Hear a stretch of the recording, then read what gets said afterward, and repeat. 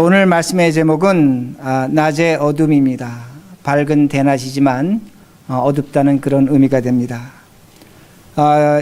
우리가 아마 그 이야기를 들었을 겁니다. 철학자 디오게네스가 있습니다. 그 디오게네스가 밝은 대낮에 등불을 들고 다녔습니다. 그때 사람들이 조롱합니다. 이 밝은 대낮에 무엇이 어둡다고 등불을 들고 다니는가, 그렇게 조롱할 때 디오게네스는 이렇게 말합니다. 네 눈에는, 당신의 눈에는 이 세상이 밝은 것으로 보이는가? 이 세상이 어둡다는 겁니다. 어둡다는 겁니다. 맞는 말인 것 같습니다. 오늘 우리가 살아가는 이 시대, 밝은 시대인 것 같습니다. 희망의 시대인 것 같습니다. 그러나 오늘도 우리 마음속에는 어둠이 있고 이해할 수 없는 일들이 일어나고 또한 우리가 어떻게 살아야 될까 방황할 수밖에 없는 그 어둠이 우리에게 있습니다.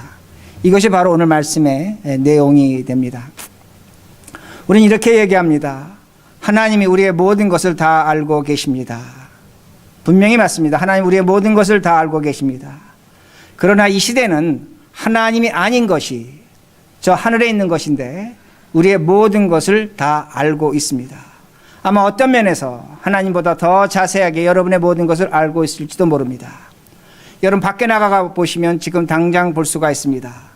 클라우드라는 겁니다. 구름이라는 겁니다.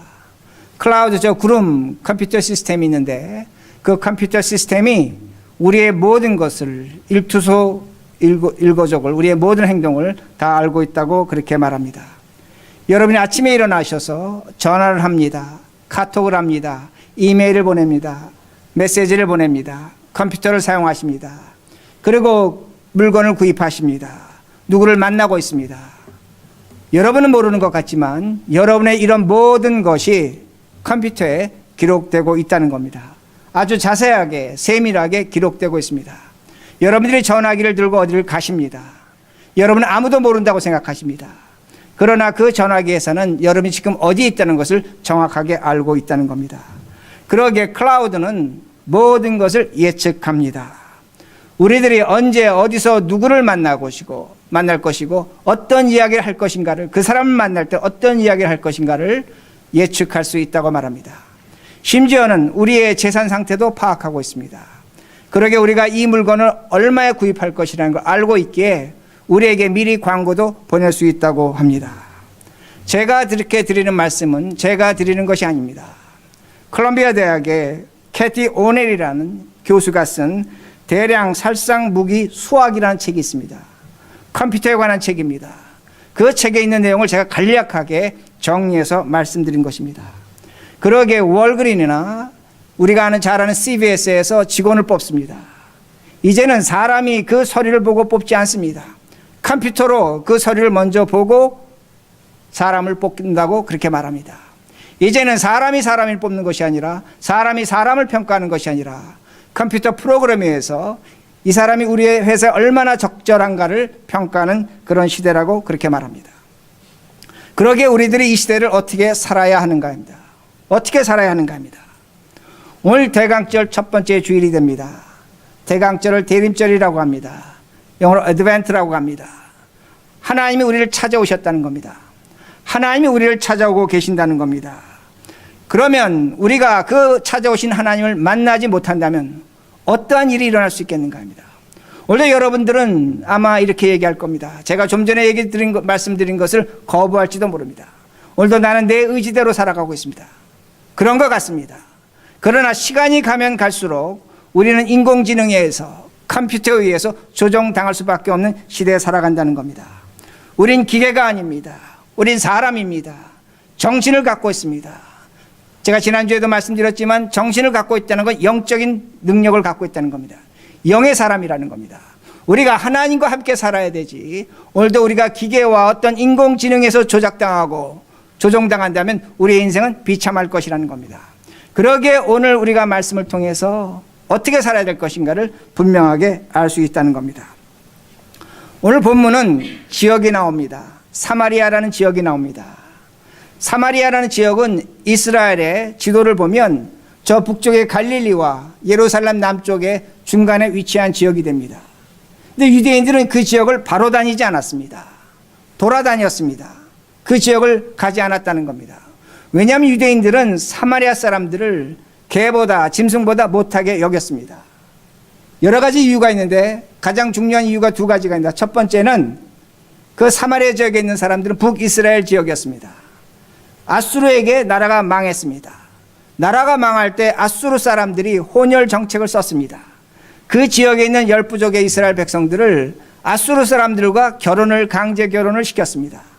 태어난 자식들은 아수르 사람도 아닙니다. 이스라엘 사람도 아닙니다. 유대인도 아닙니다. 그들은 이방인도 아닙니다. 혼혈로 인해서 이스라엘 땅 안에 사는 하나의 종족이 생겼다는 겁니다. 그러기에 유대인들은 그들을 무시했습니다. 또 하나 사건이 뭐냐면 예루살렘 성전이 아수르에서 파괴됐습니다. 철저히 파괴됐습니다. 그런데 바벨론이 그 성전을 다시 짓게 합니다. 페르시아가 짓게 합니다. 그런데 그때에 그 성전 짓는 것을 가장 집요하게 방해한 것이 바로 사마리아 사람들이었습니다. 그러게 같은 동족이지만 동족이 아닌 것 같지만 원수로 지냈다는 겁니다. 그러기에 유대인들은 그 지역을 지나가지 않았습니다. 그런데 예수님께서 그 지역을 지나가십니다. 6절과 7절입니다. 성경 보시기 바랍니다. 거기 또 야곱의 운물이 있더라. 예수께서 길을 가시다가 피곤하여 운물 곁에 그대로 앉으시니 때가 6시쯤 되었더라. 사마리아 여자 한 사람이 물을 길러 왔음에 예수께서 물을 좀 달라 하시니. 자, 예수님께서 어디를 가셨습니까? 유대인들이 가지 않는 지역 사마리아 땅을 가신 겁니다. 그런데 피곤하셔서 운물 곁에 서셨습니다. 어떤 운물이라고 얘기합니까? 야곱의 운물입니다. 야곱의 운물에 있다는 겁니다. 그런데 성경이 의도적으로 시간을 밝혀줍니다. 6시라고 말합니다. 이 6시는 오늘날 시간으로 환산하면 정오입니다. 밝은 대낮입니다. 밝은 대낮 12시에 한 여자가 물을 길러 왔습니다. 그 12시는 많은 유대인들이 뜨거운 태양빛을 피해서 집에 들어가 쉬는 시간입니다. 나오지 않는 시간입니다. 이 여인만 홀로 물을 길러 나온 겁니다. 두 가지가 의미가 있습니다. 나는 다른 사람을 만나지 않겠다는 것이 이 여인의 마음입니다. 또 하나는 어떤 의미가 되냐면 많은 사마리아 사람, 동네 사람들은 그 여인을 만나고 싶어 하지 않습니다. 그러기에 그 12시에 이 여인 홀로서 물을 길러 나왔다는 겁니다. 아마 이 여인은 자신을 스스로 이렇게 평가했을지도 모릅니다. 유대인은 어떤 면에서 1등급 사람이다. 사마리아 사람들은 2등급 사람이다. 나는 동족 사마리아 사람들로부터 멸시를 당한다는 겁니다. 경멸을 당한다는 겁니다. 그러기에 나는 어떤 면에서 인생의 최하위 등급이라는 겁니다. 아무도 나를 만나주지 않습니다. 아무도 나를 인정해주지 않습니다. 외로운 사람이라는 겁니다. 그러기에 내 인생을 내가 돌아보니까 아무런 의미가 없다는 겁니다.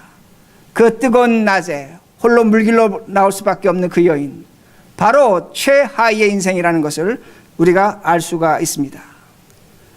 정오 12시 대낮입니다. 밝은 낮입니다. 한낮의 시간입니다. 그러나 여러분들이 그 여인의 마음을 한번 생각해 보시라는 겁니다. 그 여인의 마음이 밝은 마음인가? 빛의 마음인가? 아닙니다. 어두운 마음입니다. 고통과 슬픔과 아픔의 마음이라는 겁니다. 그러기에 제가 오늘 말씀의 제목을 뭐라고 말씀드렸냐면 대낮입니다. 밝은 낮입니다. 그러나 한 인간 속에 어둠이 있다는 것을 그렇게 말씀드리는 겁니다. 우리도 마찬가지입니다. 우리도 빛 대신 예수 그리스도를 믿고 살아갑니다. 빛의 사람이라고 합니다. 그러나 여러분들이 여러분의 마음을 스스로 돌아보신다면 과연 내 마음이 빛인가입니다. 우리 마음에 어둠이 있습니다. 슬픔이 있습니다. 이길 수 없는 것들이 있습니다. 내가 해결할 수 없는 그 문제로 인해서 오늘도 우리 마음은 어둠에 있다는 겁니다. 그런데 예수님께서 그 여인에게 물을 달라고 하십니다. 그 여인이 이렇게 반응을 합니다. 9절, 사마리아 여자가 이르되 당신은 유대인으로서 어찌하여 사마리아 여자인 나에게 물을 달라 하나이까 하니 이는 유대인이 사마리아인과 상종하지 아니함이로라. 예수님 물을 달라고 하셨습니다. 왜 물 달라고 합니까? 당신과 나는 상종할 수 없다는 겁니다. 만날 수 없다는 겁니다. 물을 주지 않겠다는 겁니다. 그런데 그 여인이 있는 운물이 무슨 운물이었습니까? 야곱의 운물입니다. 우리가 이스라엘 가봐서 알지만 이스라엘은 두 가지 운물이 있습니다. 하나는 시스턴입니다. 큰 구덩이를 파고 엄청난 구덩이를 파고 비가 올 때 빗물을 모아둡니다. 그러면 사람들이 목이 마를 때 그 물을 퍼서 먹습니다. 다른 하나는 운물입니다. 깊이 땅을 파서 내려갑니다. 그리고 샘물을 발견해서 물을 퍼올리는 겁니다. 두 가지 운물이 있는 겁니다. 이 여인은 지금 자신이 갖고 있는 야곱의 운물이 영원할 줄 알았습니다. 땅에서 펑펑 솟아오는 것으로 그렇게 알고 있습니다. 그 운물로 자신의 생명을 유지합니다. 오늘도 성경은 뭐라고 가르쳐 주냐면 그 동네 사람들이 다 먹고 마시고 가축을 키우는 물이라고 분명히 가르쳐 주고 있습니다. 생명을 유지하는 물입니다. 가장 중요한 겁니다. 유대 광야에서 물이 없으면 죽습니다. 정말로 중요한 물이라는 겁니다. 그런데 이 여인이 생각하지 못하는 것이 있습니다. 야곱의 운물이 그렇게 중요하지만 비가 오지 않으면, 우리 이스라엘 가봐서 알지만 그 깊은 시스턴이 바짝 말라버립니다. 물 한 방울 없습니다. 야곱의 운물이지만 샘물이 올라오지만 가뭄이 들면 그 샘물도 말라버린다는 겁니다. 그런데 이 여인은 그 물을 정말로 중요하게 여기고 있는 겁니다. 영원히 마르지 않을 것처럼 여기고 있다는 겁니다. 이것이 바로 밝은 대낮에 어둠에 사는 전형적인 모습이라는 겁니다. 오늘 우리도 마찬가지입니다. 오늘도 우리에게 야곱의 운물이 있습니다. 여러분 각자의 생명을 유지시켜주고 여러분의 삶을 유지시켜주는 중요한 것들이 있습니다. 물과 같은 겁니다. 직장도 될 수 있고 자식도 될 수 있고 돈도 될 수 있고 건강도 될 수 있고 여러분 삶에 가장 중요한 야곱의 운물이 있다는 겁니다. 정말로 중요한 것입니다. 우리를 지켜주는 것입니다. 그런데 이것이 마를 때가 있다는 겁니다. 없어질 때가 있다는 겁니다. 약해질 때가 있다는 겁니다. 사라질 때가 있다는 겁니다. 그러면 오늘 이 시대에 야곱의 운물은 과연 무엇인가입니다. 저는 이 시대의 과학과 기술이라고 그렇게 볼 수가 있습니다. 여러분이 웹사이트 들어가시면 110불, 그렇지 않으면 5, 600불 주면 여러분의 건강을 검사해주는 그런 회사들이 있습니다.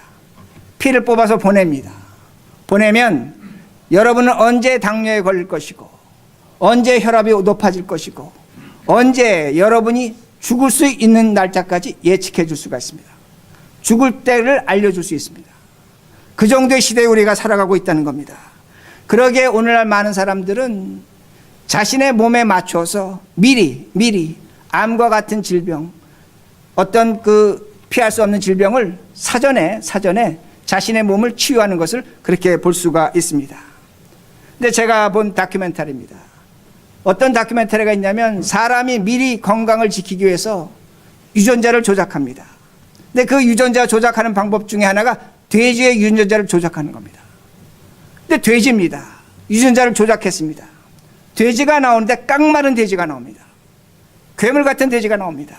돼지가 나오는데 살찐 돼지가 아니라 머슬, 그냥 근육으로 뭉친 돼지가 나옵니다. 괴물 같은 돼지가 나오는 겁니다. 오늘도 인간이 건강을 지키는 것 좋습니다. 중요한 겁니다.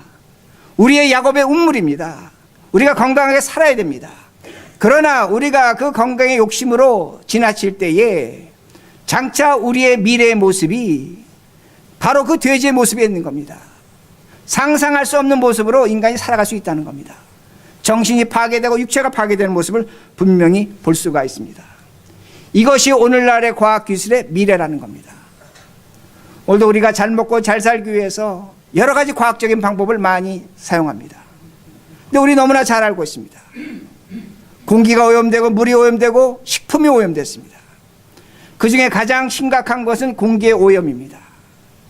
WHO에서 세계보건기구에서 인류의 92%가 오염된 공기 속에 살아가고 있다고 말합니다.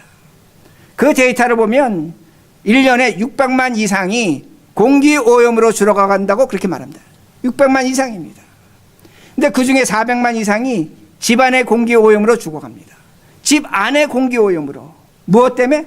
음식하다 생기는 미세먼지로 죽어간다고 말합니다. 오늘도 우리는 먹어야 사는 겁니다. 좋은 걸 가져야 사는 겁니다.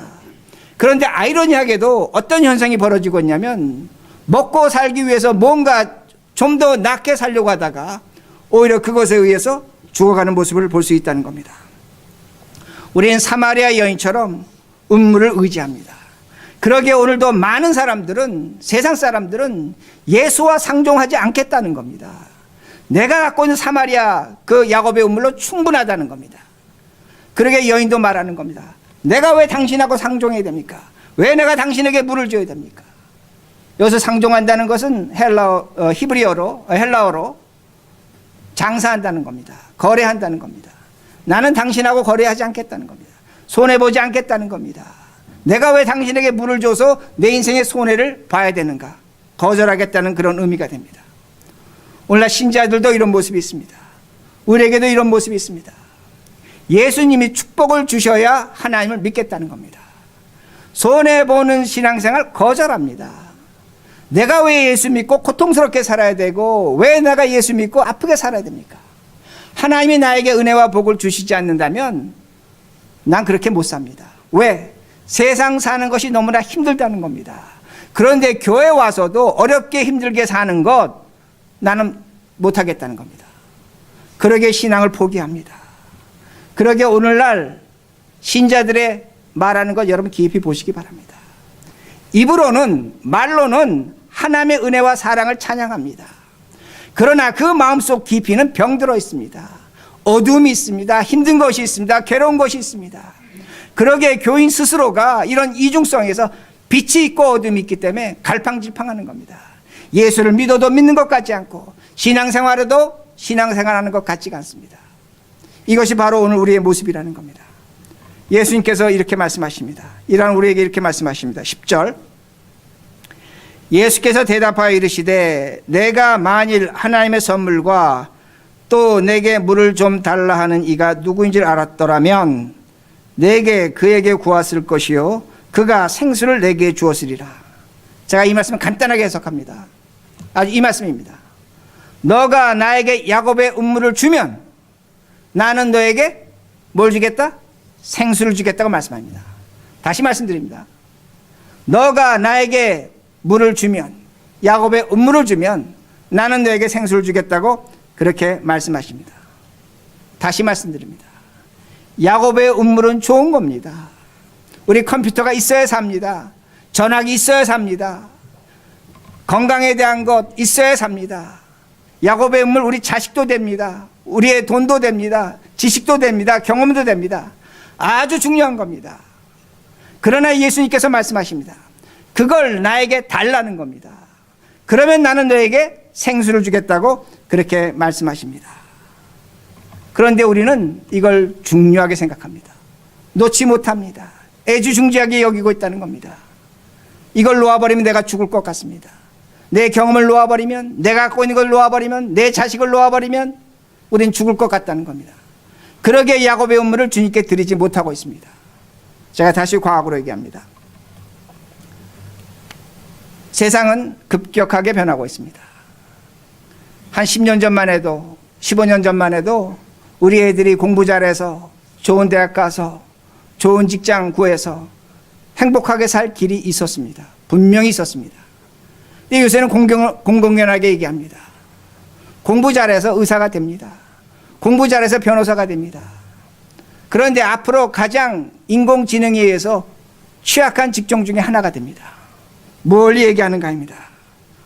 우리 자녀들이 우리들이 겪지 못하는 정치, 경제, 사회적인 혼란을 겪을 것이라는 겁니다. 우리들이 겪지 못하는 것을 우리 자녀들은 겪게 될 것이라는 겁니다. 제가 이렇게 말씀드리면 어떤 사람들은 그 목사님 세상을 너무나 비관적으로 봅니다. 그렇지 않은 이론도 많이 있지 않습니까? 제가 다시 이렇게 말씀드립니다. 여러분 아시는 것처럼 아마존이라는 기업이 있습니다.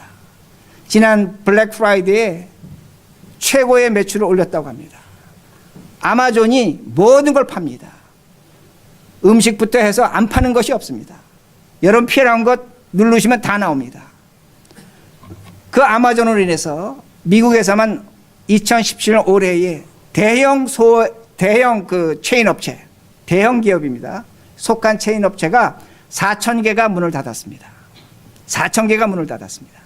여러분, 로컬에 있는 구멍가게, 맘앤팝 스토어는 셀 수 없이 문 닫았습니다. 셀 수 없는 숫자가 문 닫았습니다. 이것이 오늘의 현실이라는 겁니다. 아마존 인덱스가 있습니다. 아마존 서바이벌 인덱스가 있습니다. 아마존하고 깊은 역량을 가지면 그것이 대기업이라고 할지라도 문을 닫을 가능성이 있다는 겁니다. 주가가 떨어집니다. 아마존하고 역량이 없으면 주가가 올라갑니다. 인덱스가 올라갑니다. 아마존을 위해서, 한 기업에 의해서 미국의 산업 구조가 달라지고 변하고 있는 것을 우리들이 얼마든지 알 수 있다는 겁니다. 그러게 호주에서는 아이들이 학교 들어가면 미래에 대한 직업에 대한 교육을 하지 않는다고 합니다. 얘들이 장차 어떤 직업을 갖지 모르는 겁니다. 그러게 직업 교육을 하지 않는다고 그렇게 말합니다. 미래는 직업의 양극화가 나타날 것입니다. 아주 극소수, 자신들만이 갖고 있는 기술, 자신들만이 갖고 있는 테크닉을 갖고 있는 소수만 창조적인 직업을 가질 것입니다. 나머지 대부분의 사람들은 단순 노동입니다. 어떤 면에서 직업 같지 않은 직업을 갖고 살아갈 것이라는 겁니다. 그러기에 사회학자들이 말합니다. 우리 후손들이, 우리 자녀들이 우리보다 행복할 것인가입니다. 뭐라고 얘기하냐면 산업혁명 이후로 우리가 마지막 세대, 행복감을 느낄 수 있는 마지막 세대라고도 말합니다. 너무나 절망적인 소식입니다. 우린 이민 와서 고생해서 성공을 일구었습니다. 행복이 뭔 줄 압니다. 희망이 뭔 줄 압니다. 가치가 무엇인 줄 압니다. 그러나 우리 후손들은 어떤 면에서 이런 걸 상실한 세대로 살아갈지도 모른다고 그렇게 말합니다. 가장 불확실한 세대로 살아갑니다. 오늘 이 세상이 낮의 세상이라고 우리는 생각합니다. 밝은 낮이라고 생각합니다. 그러나 우리에게, 우리 후손들에게 어둠이 밀려오고 있는 겁니다. 어둠이 밀려오고 있는 겁니다. 이 어둠을 여러분 어떻게 극복하시겠습니까? 무엇으로 극복할 수 있겠는가 합니다. 우리만 잘 믿고 잘 믿으면 끝나는가 합니다. 우리만 살면 끝나는가 합니다. 아니라는 겁니다. 우리의 후손과 우리의 자녀들이 어떻게 살아야 될 것인가? 오늘 우리가 어떻게 살아야 될 것인가 합니다. 그러게 이 말씀 성경을 찾습니다. 요한복음 7장 38절에서 39절입니다. 요한복음 7장 38절에서 39절. 생수가 무엇인가를 말씀합니다. 39절 가로친 건 안 읽으셔도 됩니다. 38절 39절. 예수님께서 목마른 자는 다 나에게 오라고 말씀하시면서 38절 39절 같이 있습니다. 시작. 나를 믿는 자는 성경에 이른같이 그 배에서 생수의 강이 흘러나오리라 하시니 이는 그를 믿는 자들이 받을 성령을 가리켜 말씀하신 것이라. 생수가 뭡니까? 마시는 물입니까? 아닙니다. 하나님이 주시는 생수는 성령 하나님이심을 분명하게 말씀하고 있습니다. 성령 하나님을 말씀하시는 겁니다. 다시 제가 반복합니다. 오늘 우리 야곱의 운물이 있어야 됩니다. 이 세상 먹고 살려면 야곱의 운물 없애버릴 수는 없습니다. 컴퓨터가 있어야 되고 전화기가 있어야 되고 자식이 있어야 되고 돈이 있어야 되고 건강이 있어야 됩니다. 그러나 예수님께서 우리에게 요구하시는 건 뭐냐면 너가 그렇게 갖고 있는 야곱의 운물을 나에게 달라는 겁니다. 나에게 한번 줘보라는 겁니다. 네가 그렇게 금과 옥조로 여기고 있는 것 나에게 주면 나는 너에게 뭘 준다? 생수를 주겠다고 말씀하십니다. 성령을 주겠다고 그렇게 말씀하십니다. 성령 하나님이 누구입니까? 성령 하나님은 하나님이 되십니다. 예수 그리스도로 말미암아 우리와 함께 계시고 내 안에 계시고 우리와 함께 하신 하나님의 영인 것을 분명히 알 수가 있습니다. 오늘도 우리 안에 성령이 계십니다. 성령이 우리 안에 계십니다. 성령은 인격의 영입니다. 이걸 잊지 마시기 바랍니다. 성령은 내가 부르짖고 내가 찾고 내가 원하고 구해서 오실 수 있는 영도 됩니다. 그러나 성령은 내가 인격적으로 만날 때 진정으로 성령을 만납니다. 내가 오늘도 성령 앞에서 무릎 꿇고 이 문제를 내가 어떻게 하면 좋겠습니까? 질문하시기 바랍니다. 성령이 말씀하십니다. 오늘도 우리에게 고민이 있고 어려움이 있고 힘든 것이 있을 때에 성령에게 지혜를 구하시면 성령은 지혜를 주신다는 겁니다. 세상의 과학이, 세상의 지식이, 경험이, 돈이, 자식이 줄 수 없는 것을 성령은 우리에게 주신다는 겁니다. 그런데 예수님은 말씀하시는 겁니다. 야곱의 운물을 내 손에 올려놓으라는 겁니다. 그러면 나는 너에게 생수를 주겠다고, 성령을 주겠다고 말씀하십니다. 이거 어떻게 우리가 받을 수 있는가 합니다. 내 안에 있는 성령을 어떻게 만나는가 합니다. 제가 어렸을 때 왕십리에 살았습니다. 동네에 우물이 있었는데 그 우물을 어느 날 펌프로 이렇게 바꿨습니다. 바꿨는데 여러분 기억하시겠지만, 펌프질 해보신 분은 알지만, 펌프질을 하려면 마중물을 넣어야 됩니다. 마중물을 넣어야 됩니다. 아주 정확하십니다. 마중물을 한 바가지 넣어야 됩니다. 안 되면 어른들이, 동네 어른들이 가서 물 한 바가지 갖고 오라 그럽니다. 그럼 집에 가서 물 한 바가지 갖고 와서 마중물 넣고 펌프질하면 물이 올라옵니다. 똑같은 원리라는 겁니다. 여러분이 오늘 정말로 성령을 체험하기를 원하시고 성령의 살아계심을 경험하기를 원하신다면 여러분이 마중물을 집어넣으셔야 됩니다. 그 마중물을 집어넣으면 성령이 우리 안에 분명히 역사하십니다. 그리고 여러분의 것을 드려야 됩니다. 그럼 여러분 저에게 질문하십니다. 뭘 드리면 됩니까? 내가 야곱의 물 어떤 걸 드리면 됩니까? 돈을 드려야 됩니까? 뭘 드리면 됩니까? 유감스럽게도 여러분이 하나님께 뭘 드려야 될지 너무나 잘 알고 있습니다. 여러분 자신 각 사람은 성령 앞에서, 하나님 앞에서 내가 이거를 하나님께 드려야 됩니다. 이것이 나의 야곱의 물입니다. 너무나 잘 알고 있다는 겁니다. 그런데 우리는 그걸 알고 있으면서도 드리지 않습니다. 이게 우리의 문제입니다. 오늘도 하나님께서 내가 너에게 받고 싶은 건 이거라고 분명히 말씀하십니다. 우리는 그걸 거부합니다. 그리고 뭐라고 자꾸만 요구하냐면 나에게 성령을 체험하게 해주십시오.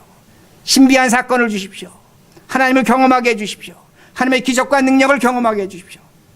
이렇게 기도하고 있다는 겁니다. 제가 성령 하나님은 어떤 하나님이라고 말씀드렸습니까? 인격의 하나님입니다. 누구보다 우리를 잘 아시고 누구보다 우리를 파악하고 계시고 우리가 어떤 것을 원하는지 알고 계십니다. 그러기에 오늘 우리들이 나의 야곱의 우물을 드려야 된다는 겁니다. 그러면 성령이 찾아오십니다. 그런데 이 여인이 드리지 않습니다. 21절. 인간은 이렇게 고집이 셉니다. 21절 예수님께서 이렇게 말씀하십니다. 예수께서 이르시되 여자여 내 말을 믿으라. 이 산에서도 말고 예루살렘에서도 말고 너희가 아버지께 예배할 때가 이르니라. 예수님이 오늘 우리에게도 이렇게 말씀하십니다. 내 말을 믿어 달라는 겁니다. 내가 지금 너에게 이야기하는 것, 야곱의 우물을 나에게 주고 그러면 나는 너에게 성령을 주겠다는 것을 믿어 달라는 겁니다. 근데 왜 믿지 못합니까? 왜 믿지 못합니까? 성경에 그 얘기가 나옵니다. 예수님이 네 남편을 데려오라 이렇게 말씀하십니다. 그러자 이 여인이 남편이 없습니다. 그래 내 말이 맞다. 그래 예수님이 오라고 말씀하시냐면 너에게 남편이 5명이 있었고 현재 남편도 남편이 아니라고 그렇게 말씀합니다. 내 말이 맞다는 겁니다. 참 이상합니다. 어떻게 남편이 6번째 남편인데 남편이 아니라고 말씀하시는가? 유대인들은 결혼을 3번 이상 하고 이혼하면 그 모든 것이 무너집니다. 남편이 아니라는 겁니다. 그러니까 남편이 없다는 겁니다. 6번째 남편을 데리고 있습니다. 그런데 남편이란 단어를 우리가 한국말도 그렇게 하는데 우리 집 주인이라고 얘기하죠. 아내들이 우리 집 주인 양반 이렇게 얘기합니다. 아내가 남편을 주인이라고 합니다. 근데 주인이라는 단어가 바알이라는 단어입니다. 바알은 누굽니까? 가나안의 우상입니다. 그러니까 여러분 집에 가서 성경 잘 보시면 그런 의미로 예수님께서 말씀하신 내용이 나옵니다. 오늘날 우리들이 왜 끝까지 우리의 음물을, 야곱의 음물을 예수님께 드리지 못하는가? 바알의 소리를 듣는 겁니다. 오늘도 내 주인의 소리를 듣는 겁니다. 오늘도 나를 책임져 줄 것 같고 내 자존심, 내 어떤 자랑, 긍지, 내 것 가장 중요한 것, 그 소리를 듣는 겁니다. 예수님 말씀하시는 겁니다. 그게 6번째 남편이라는 겁니다. 너가 계속 그 소리를 들으면 그 소리는 끝없는 소리라는 겁니다. 오늘도 야곱의 음물이 우리를 완벽하게 정말로 이 세상에서 문제없이 살아가게 해줄 것 같지만 완벽하지 않다는 겁니다. 그러기에 그 바알을 버리라는 겁니다. 내 소리를 들으라는 겁니다. 너는 그렇게 살면 낙과 같은 인생을 사는 것 같지만 결국은 어두운 밤이라고 그렇게 얘기합니다. 문제는 뭐냐? 우리는 야곱의 음물을 포기하려고 하지 않습니다. 그걸 지키라고 얘기합니다. 너 그거 버리면 죽는다. 그것은 바알의 말입니다. 남편의 말이라는 겁니다. 그러나 다시 말씀드립니다. 야곱의 음물은 영원하지 않습니다. 가뭄이 오면 물이 말라버린다는 겁니다. 완전한 해답이 아니라는 겁니다. 진정한 인간의 해답, 인생의 길은 하나님이 주시는 말씀에 있습니다. 성령의 역사라는 겁니다. 그러기에 이 여인이 마지막에 누구를 만납니까? 예수를 만나는 겁니다.